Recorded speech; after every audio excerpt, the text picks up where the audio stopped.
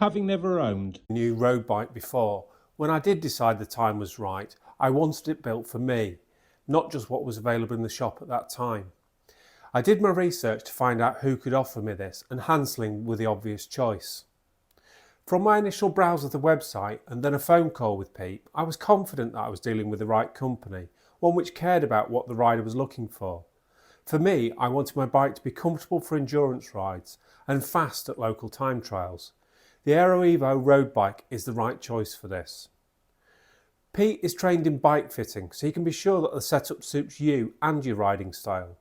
You could just send your measurements in over the website and they will build the bike to that size. But visiting the workshop along with your current bike allows them to build your perfect bike with confidence. Handsling bikes have already been tested to the max. They are UCI accredited in all disciplines, track, road, gravel and cyclocross. But when meeting Simon, the owner, you understand more of what the testing is about.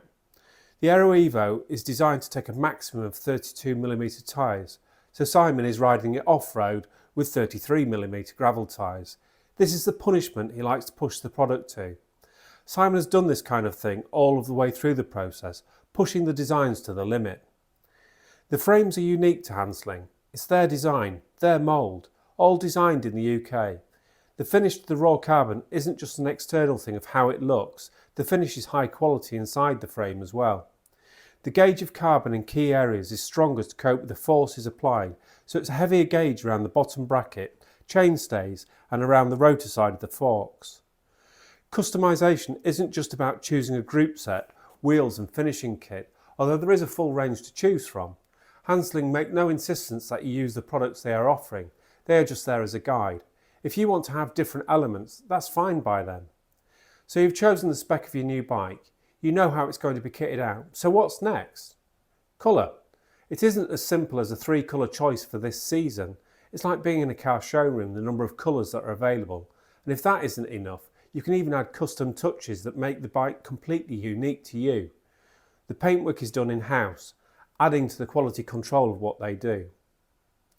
When it comes to the bike fit, there needs to be a comparison to your current setup, as well as what's the most efficient position to achieve the biggest advantage from. It's okay being completely aero and it ending up being a big change to your current setup, but if the changes are too radical, then you might find you aren't as comfortable on your new bike as you could be, and that's not what they're trying to achieve for you.